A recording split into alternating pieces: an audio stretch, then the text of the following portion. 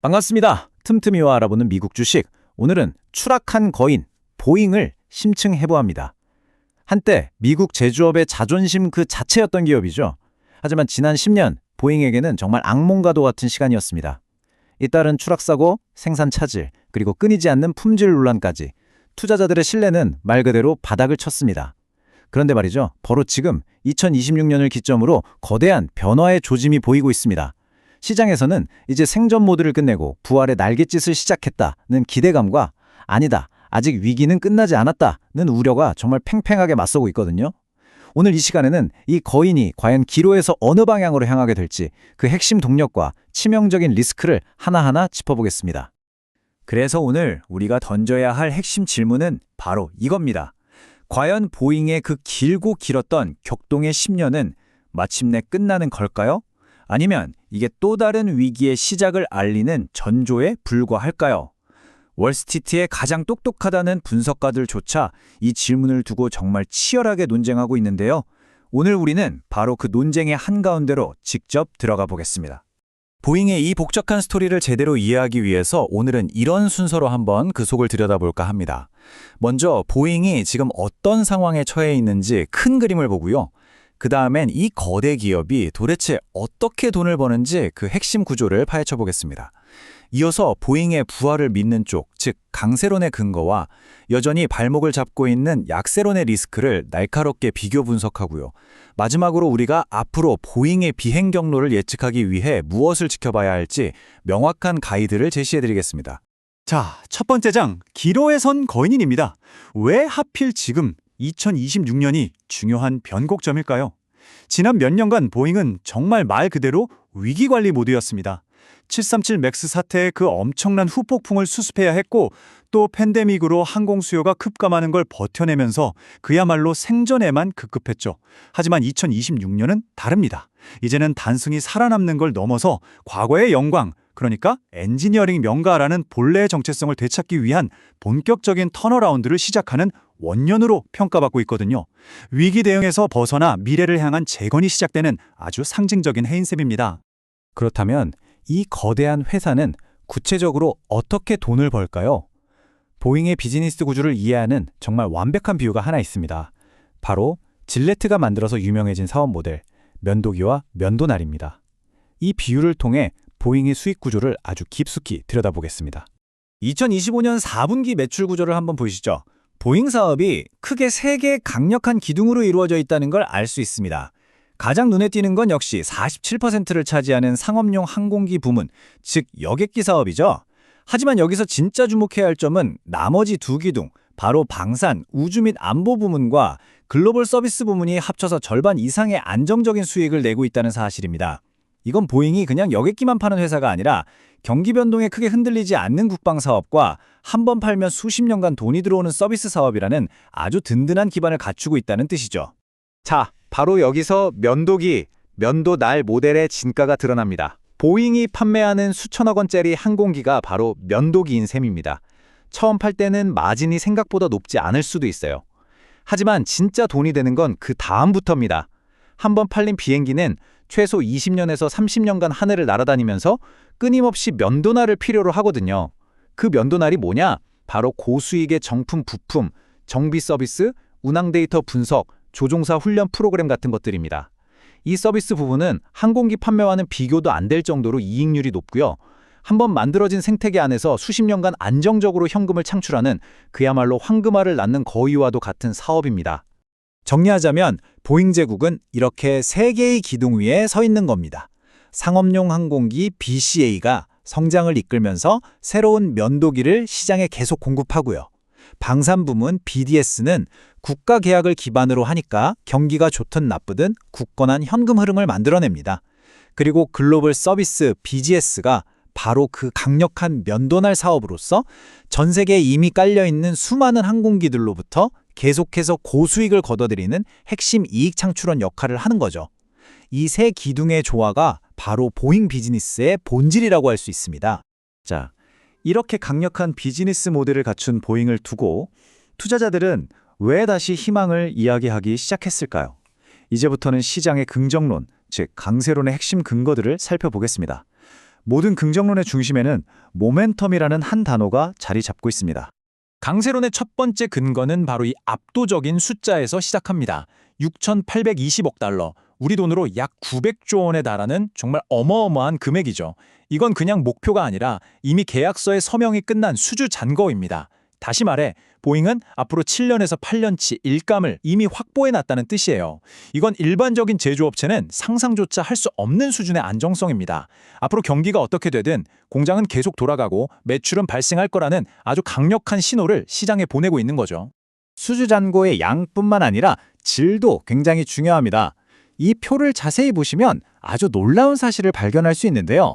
단일 통로기인 737 맥스 계열에서는 에어버스와 엎치락뒤치락하고 있지만 장거리 도선에 들어가는 더 크고 비싼 비행기, 즉 787 드림라이너나 777 같은 광동체 시장에서는 에어버스를 압도하고 있습니다.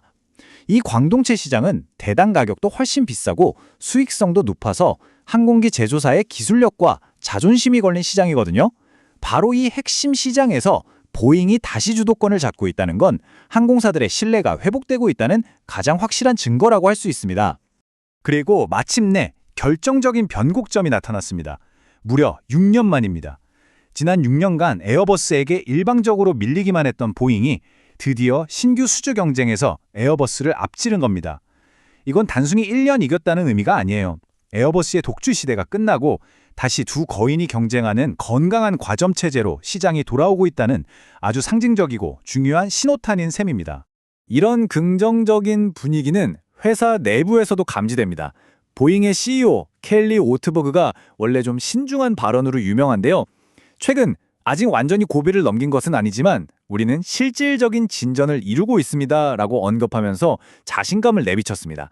최고 경영자의 입에서 나온 이 실질적인 진전이라는 표현은 내부적으로도 회복세가 뚜렷하다는 걸 보여주는 대목이죠.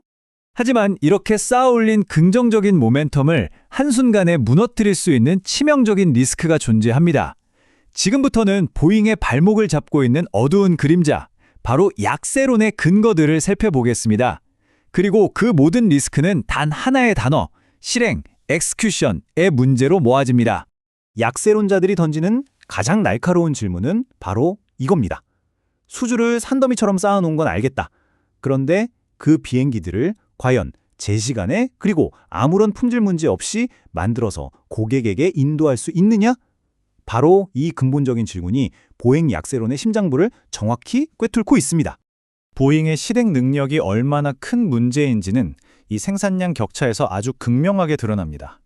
2026년에 경쟁사인 에어버스는 한 해에 1,000대가 넘는 항공기를 생산할 것으로 예상되는데 보잉의 목표치는 고작 700대 수준입니다.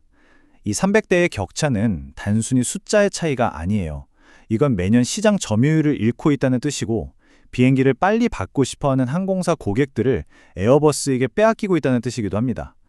이 엄청난 생산 격차를 줄이지 못하면 수주 경쟁에서의 승리는 그 의미가 바를 수밖에 없겠죠. 이런 만성적인 생산 차질의 가장 고통스러운 사례가 바로 차세대 주력기인 777X 프로그램입니다. 이 타임라인을 한번 보시죠. 원래 이 비행기는 2020년에 첫 상업 운항을 시작할 예정이었습니다. 하지만 개발과 인증 문제로 지연이 계속됐고 2025년 3분기에는 프로그램 지연 때문에 무려 49억 달러, 우리 돈 6조 원이 넘는 엄청난 손실을 회계에 반영해야 했습니다. 결국 CEO는 2027년까지 인도가 더 늦어질 거라고 공식 확인했죠. 무려 7년이나 지연된 겁니다. 이건 단순히 일정이 늦어지는 걸 넘어서 회사의 신뢰도와 재무 상태에 직접적인 타격을 주고 있는 심각한 문제입니다. 그리고 생산 문제를 더욱 옥죄는 게 바로 이 가시돋친 길, 사상 최고 수준의 규제 리스크입니다. 과거와는 달라요. 이제 미국 연방항공청 FAA는 보잉 공장의 감독관을 아예 상주시킬 정도로 생산 라인의 모든 과정을 현미경으로 들여다보고 있습니다. 이게 무슨 뜻이냐면 보잉이 생산 속도를 올리고 싶어도 FAA가 품질에 만족하지 못하면 단 한 대도 더 만들 수 없다는 겁니다. 특히 미래 성장의 핵심인 MAX-7, MAX-10, 그리고 777X, 이 세 기종의 최종 인증이 FAA의 손에 달려있기 때문에 사실상 FAA가 보잉의 운전대를 쥐고 있는 것이나 다름없는 상황이죠. 자, 이렇게 팽팽한 강세론과 약세론의 논리를 모두 들어봤습니다. 그렇다면 이 복잡한 비행 경로 속에서 우리는 무엇을 기준으로 보잉의 미래를 판단해야 할까요? 마지막으로 2026년 보잉의 턴어라운드 성공 여부를 가늠할 수 있는 가장 중요한 이정표, 즉 우리가 주목해야 할 핵심 체크리스트를 명확하게 짚어드리겠습니다. 이 표가 바로 2026년 보잉의 성패를 가늠할 최종 성적표라고 보시면 됩니다. 하나씩 짚어볼게요. 첫째, 2026년 중반으로 예상되는 맥스 7 기종의 인증입니다. 이게 돼야 최대 고객사인 사우스웨스트 항공의 인도를 시작할 수 있거든요. 둘째, 같은 시기에 737 기종의 월 생산량을 47대까지 끌어올릴 수 있느냐. 이건 FAA가 보잉의 품질 관리를 신뢰하기 시작했다는 가장 중요한 신호가 될 겁니다. 셋째, 2020년 후반 맥스 10 인증. 이건 경쟁사 에어버스의 베스트셀러 A321 리오와 직접 경쟁할 유일한 카드라서 필수적이고요. 마지막으로 787 생산량을 월 10대까지 회복하는 것. 이건 수익성 높은 광동체 시장의 생산이 정상화되었다는 신호탄입니다. 이 네 가지 이정표를 달성하느냐 마느냐가 모든 것을 결정할 겁니다. 그리고 방금 보신 모든 운영상의 이정표들은 결국 이 하나의 숫자로 모아집니다.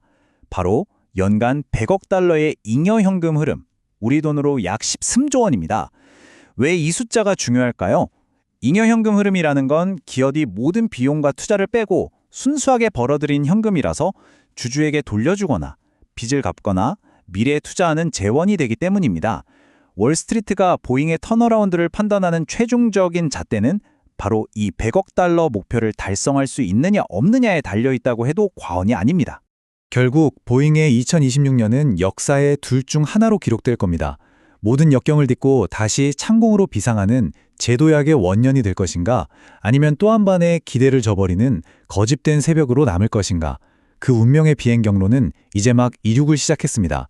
오늘 살펴본 심층 리포트가 여러분의 투자의 기준을 잡는 데 도움이 되셨길 바랍니다.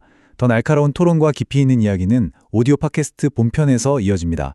궁금한 기업이 있다면 댓글로 남겨주세요. 감사합니다.